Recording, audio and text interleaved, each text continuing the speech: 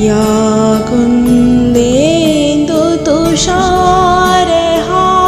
कुन्देन्दुतुषारहारधवला या शुभ्रवस्त्रावृता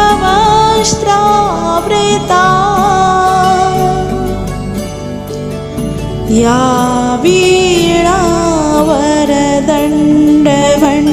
वीणावरदण्डमण्डितकरा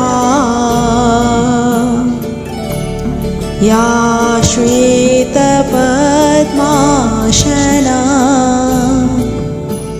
या ब्रह्माच्युतशङ्करा प्रभृतिभिः देवैः सदा वन्दिता सा मां पातु सरस्वती भगवती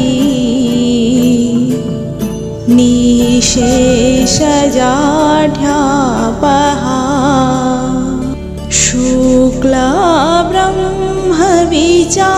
शुक्लब्रह्मविचारसार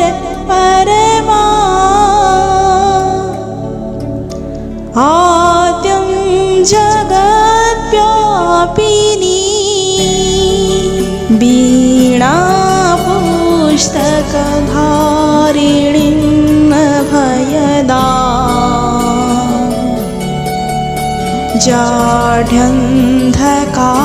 जाढ्यन्धकारापहा हस्ते स्फटिकमालिकं विदधति पद्मासने संस्थिता वन्दे त्वां परमेश्वरी भगवती